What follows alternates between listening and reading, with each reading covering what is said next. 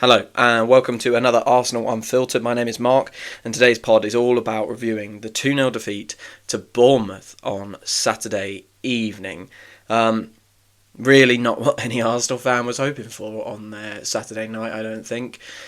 I would say a pretty poor performance all round. We will get into that. Credit to Bournemouth. Thought they were quite good. We did kind of speak about on the preview pod how well coached they are, how well drilled they are, and that shone through. Yes, a very disappointing first game to cover on the Arsenal Unfiltered podcast, but that doesn't mean we're not going to review every little bit and kind of go through it in some detail. And we're going to start with the lineup. So, really not the lineup I would have gone with. Obviously, great that Ben White is fit again, and he looked quite industrious down the right-hand side, especially when we were down to 10 men. I thought he was asked to do a lot. The rest of the back four picked itself, and I think the surprise was in midfield to see three of Rice, Partey and Merino. Now, I'm so happy Merino is here.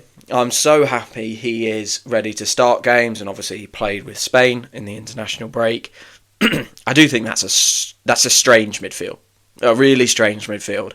And you're essentially picking three players who, you could argue they all could play in a double pivot. Merino is the most forward of those players, most front-footed, and we haven't seen much of him at Arsenal before this game, but prior to this game, he was very much operating as an 8 at maximum. Ødegaard is that kind of 10/8. When Havertz and Trossard play in there, they're sort of 10/8s. Merino is a pure 8, with Rice probably somewhere between a 6 and an 8, and Partey very much a 6. So to see those three together worried me instantly, because they can all take care of the ball, but are they, the kind of players that take someone on in the middle, little bit of skill? We've seen Rice drive into spaces, but not actually get out of tight spaces that well. Partey's good at that, but he tends to do that in our third, and because of his physicality, you wouldn't want to see him pushing up higher, right? Get caught out quite quickly and be unable to recover. So, we don't have Ødegaard, I get that, and we didn't have Saka or Martinelli available to start, so it moves Trossard out wide. I get that, but I think we maybe sacrificed something there, and I just wonder if it was worth a risk on someone else in the forward line. Jesus perhaps, and to allow Trossard to be in the middle, But then, of course, that brings me on to the forward line quite nicely. Trossard, Havertz and Sterling. Yeah, I don't really understand that change. I don't, because you've essentially... Trossard and Havertz have to play, but for me, they have to play centrally. That's worked so well. Those two kind of almost operating as a 2, sometimes even in a sort of little and large kind of way, but mainly the two high positions of the midfield box that we create. They have to play there, and I don't understand why we couldn't have taken Partey out or not started Merino, even though I wanted him to start. I would have taken Partey out, kept Trossard in, and maybe play Jesus off the left if Martinelli's not fit enough to start. I think that lineup, it just left us really lacking in that attacking threat in the middle. I think we saw that play out. Now, in terms of the performance, I'm going to do this in two halves. I'm going to do this before the red card and after the red card, because it's two completely different games. We know that. We've seen it twice already this season. This is our third red card in 8 games, which I'll come on to later as a kind of wider topic. But let's see. I mean, our performance before the red card. Look, Bournemouth came out the gate, right? They came out fast. It was high intensity, and they pressed us man to man really, really well. Now, the game was a bit chaotic. There were moments where it seemed neither team could string 3, 4, 5 passes together. But what I would say is we were in the slight ascendancy. I think you could tell our quality, even though both teams are so well coached. You could tell we had the slightly better players, And I thought for the first 30 minutes before Saliba was sent off, Thomas Partey was a real highlight. Again, that sounds that sounds silly because I didn't see him start in this game. I thought put him on the bench and give him a rest. But he was brilliant. Won a number of tackles, and he was great with the ball. Really great with the ball. Progressed it really well, and I thought he was the standout player for Arsenal for that first 30 minutes. The thing that I would say that we really lacked, and it comes back to my lineup point, is someone in the opposition half to put their foot on the ball and gain control of the game. Maybe just beat a man and get into some space and take a moment. It felt like Trossard was quite isolated, and he would probably be that guy. And again, that's why I felt like he had to start centrally. If we don't have Ødegaard in there, you've got to have someone in that central position. I don't know what the plan would have been. Would it have been that Kai would start to drop in a bit more and do a bit more of that? We saw Marino pressing high. He was the other central high part of that box with Kai, with Rice and Partey making the two lower angles of the box midfield. I struggle to see how we were going to play. What was the idea? How were we going to play in Bournemouth's half with that lineup? And Trossard, I don't think he had a good game. Ball didn't stick to him. He didn't make many good passes when he did have the ball, and he just felt isolated, really isolated out there. He needed to be central. So for all the good stuff we did, at marshalling Bournemouth, they were really good. We dealt with their press fairly well, I thought. Although there was, that early loose Raya pass, which I'll come on to his performance in a bit. There were good signs in our half, and we got into their half, and we were blunt. So blunt. We didn't have... Kai Havertz is brilliant, right? I'm not taking anything away from him, but we didn't have a central presence who is about putting their foot on the ball, controlling it, sending a great pass, a switch or a through ball or something like that. Rice, Marino, Partey, they ain't that. They play from, kind of the middle to our third of the pitch. And yeah, I was just really frustrated in those first 30 minutes. But I guess you can maybe see a bit of a logic, right? We're missing Ødegaard, missing Saka, missing Martinelli. Well, Martinelli's on the bench, right? So was the logic to keep it tight, know that Bournemouth are going to be a high-pressing, high-intensity team, we're the away side, play our big guys, right?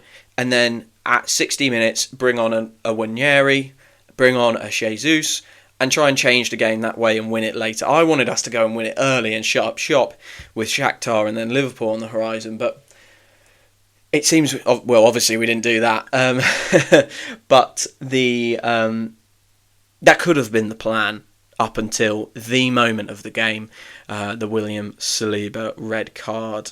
Now, I don't think... Arsenal fans have felt aggrieved at the previous two. I thought the Rice red card against Brighton was absolutely ridiculous. I thought the Trossard one, you could see it both ways, and it was a little silly but harsh. But you can see it from the ref's point of view. This one, I don't think we can argue. I really don't. It's a hospital pass from Trossard, and that was his low moment of the game. He didn't have many bright moments. This was his really low moment.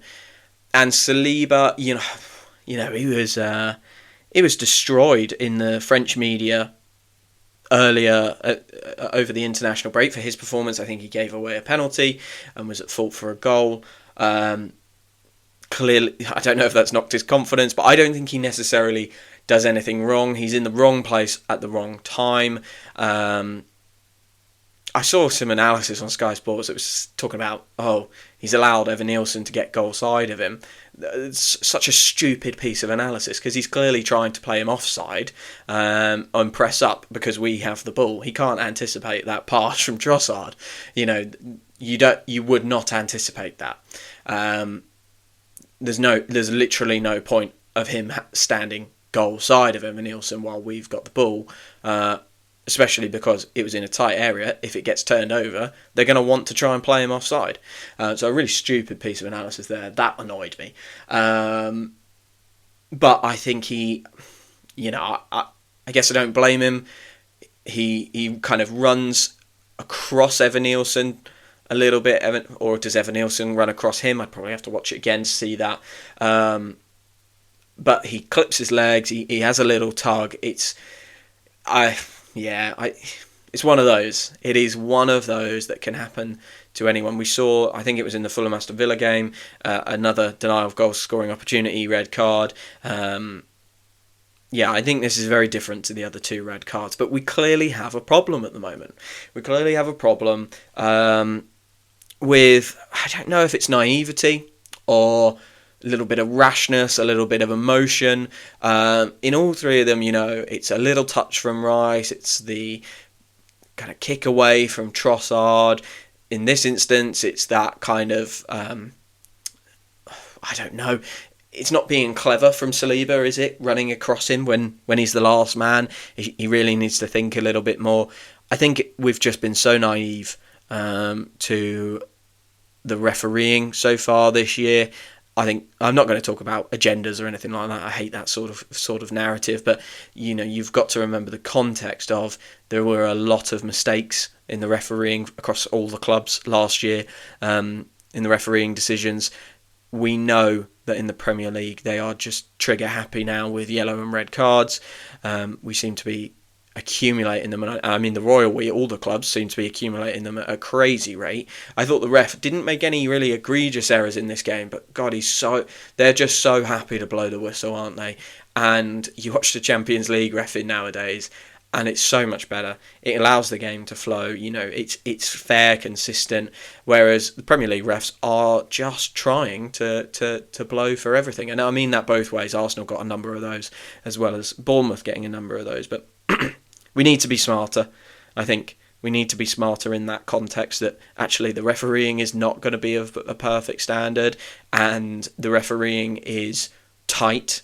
They are tight on the rules, and they were tight on the rules on everyone this week. I think it was 5 red cards this weekend, which, not even this weekend, just Saturday. So that's a bit crazy.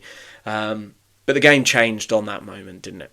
It really did. And I think where my criticisms of the lineup for kind of an 11 versus 11 game were warranted, we really started to feel them when we went down to 10 men. We just could not progress the ball. And I think we needed someone on the pitch at that point to get their foot on the ball, higher up the pitch and control the game from that point of view. Granted, we're going to have less of it, right? We're down to 10 men. It's just a harder context. But we really needed someone to get control of the game. Trossard could not do it. We obviously lost Sterling when Kivior came on. I don't think Kivior had a good game at all. But I do feel for Kivior because he's asked to come in, play right centre-back in a game that's pretty chaotic already. I mean, I think if Timber had been fit and on the bench, he would have come on and Ben White would have slotted into centre-back with Gabriel there. That would have been a lot better. Kivior playing on the wrong side for him. He did make a couple of good blocks and challenges, but he's majorly at fault for the penalty, of course. And I think that brings me on to basically the main issue I have with our performance. So I don't think the lineup picked was right. I think Nwaneri and Jesus came on way too late. But what we're looking at really is 2 big moments from this game, which is the Trossard back pass and the Kivior back pass, which led to a red card and a penalty. And they're just both so sloppy. And the Sky Sports commentator said it perfectly. Shot ourselves in the foot last night. Shot ourselves in the foot. Because Bournemouth they're a good team and they played really well. I thought Semenyo was brilliant. I thought their general system, the way they pressed man to man, clearly so well coached. But in that first 30 minutes, I felt like you could see 2 well-coached teams, but one team has the better players. And over time, if it was 11 versus 11, that would have probably told. Like I say, the problem I really have with our performance is how sloppy we were with the ball. 2 back passes, a red card and a penalty, and then David Raya a number of times, loose pass. He had that loose pass in the 16th minute, which led to a big Bournemouth chance. He had one where he just missed the ball. Just missed the ball. Crazy moment. And yeah, it was just brutal to watch. So sloppy with the ball, and I think that killed us. So many times football games are, because it's such a low scoring game, such a low scoring sport. Football games are won and lost on moments, and we created 2 moments for Bournemouth: the red card moment and the penalty. Obviously, the corner is very good. I think you have to give them that. And when you go away, Arsenal fans have got used to keeping clean sheets in the Premier League away from home. It's not actually that common. When you go away, if you concede to something like that, I think you kind of just have to hold your hands up. But the 2 other moments, we've absolutely shot ourselves in the foot. And talking of moments, how different could this game have been if that Martinelli chance goes in? 65 minutes, I think. No, 68 minutes it was. I've done my notes. 68 minutes. Talking of bad passes, horror moment from Kepa. Just gives the ball to Merino. I think Merino does great here. Doesn't rush, doesn't try and just drive onto the ball and take it on himself. The little Cruyff turn, and he sets Martinelli. And I don't know if that ball was too far behind Martinelli, or if Martinelli needs to take a touch. The defender is near him, so I know he needs to shoot quickly, but does he have time for a quick 1-2 touch and just hit it somewhere else? But it's such a big moment in the game. Such a big moment, because a minute later, Bournemouth are down the other end getting a corner that they score from. And me and my fiancée were watching the game, and I said to her, that felt like the moment. And almost a minute later, Bournemouth had their goal. And once they had their goal, I felt that was it. We'd left it too late to bring anyone on to really change the game. I think you need to give subs some time, especially when you're settling into a 10-man system rather than 11. We just brought on Wanyeri and Jesus way too late. Obviously, the penalty happens and then they come on. And I tried to sum up my thoughts after the game, and what I wrote down was, I didn't think we were completely awful, right? I've seen a number of things go around online saying how embarrassing the performance was, etc., etc. I don't know. I didn't feel like that. I felt more frustrated about how sloppy we were in singular moments. The general game, I don't think we were terrible. I don't think our passing was terrible. I think at least we tried to progress the ball when we went down to 10 men rather than just completely shutting up shop. We just couldn't do it because the wrong players were on the pitch. But I think there was still an intent to get forward, which is good to see. Considering the last 2 times we've gone down to 10 men, we did shut up shop. The two standout poor performers would probably be Raya and Trossard. Kivior, I think it's a really harsh context for him, but it's individual mistakes that have killed us yesterday, and that's the hard thing. And I think waking up this morning, I feel a little more negative about it, a little more downcast about it, because in the context of this league, it does feel massive. I mean, we have had moments across the past 2 seasons. I'm thinking Southampton, I'm thinking West Ham, I'm thinking Fulham, where these silly games where we make silly mistakes, have killed us and killed our title charges. And I really hope that come May, we're not looking back at this one and thinking, Bournemouth away. Bournemouth away is where we let it go. I really hope that's not it, because I'll feel very, very bad for the guys who made those mistakes. And I guess, look, we've got to look ahead now. We've got Shakhtar on Tuesday, chance to put it right. Obviously, we will have Saliba for that. We won't have him for the Liverpool game. That is massive for me. Liverpool have got such a good front three. They have for so many years now. And whilst you can maybe criticise them individually, the kind of players that play through the middle and off the left, there's question marks about Gakpo, the question marks about Nunez. Jota's fitness is often a thing, but overall that is a really impressive set of players. And of course they've got Salah on the other side, who Gabriel and a combination of Calafiori or Timber will have to deal with. So not having Saliba there is really worrying, because they are a very good attacking team. We are going to have to turn them around a lot more than I think we would have wanted to, and play a lot more aggressively to keep those players out of the game with no Saliba there. So that's going to be tough. Looking ahead, I think we've got to bounce back. We've got to bounce back in the Shakhtar game to get this feeling off our backs. I think all Arsenal fans will feel a bit rubbish this morning, and I can't even imagine how rubbish the players feel, considering how rubbish I feel. So yeah, I think we really need to respond, and the lesson I think we've got to learn from this game is, just because the players are more senior doesn't mean that means they have to start.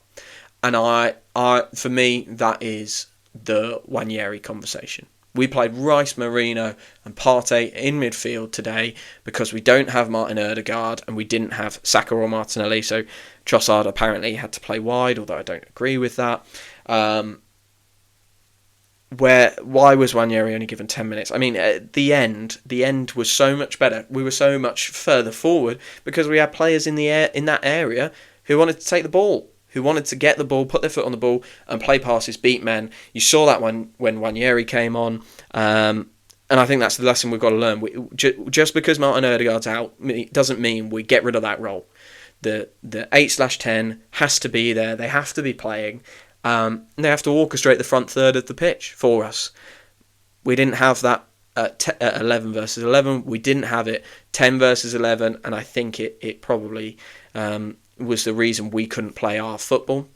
And then we made a couple of silly mistakes. So, yeah, a rough one. I'm probably going to call it there because I think we could go over it over and over again. Ultimately, like I say, game of moments. Martinelli misses his chance. The Saliba red card and two just horrible back passes have killed us. On to the next one. On to Shakhtar on Tuesday. We will obviously cover the Shakhtar game and review that for you as well. But that was the Bournemouth review pod. If you enjoyed this episode, please follow Arsenal Unfiltered on Apple Podcasts. It will really help us grow as a podcast and allow others to find out about Arsenal Unfiltered and what I'm doing here. So thank you for following. Thank you for listening. I'll speak to you soon, and I hope your weekend improves.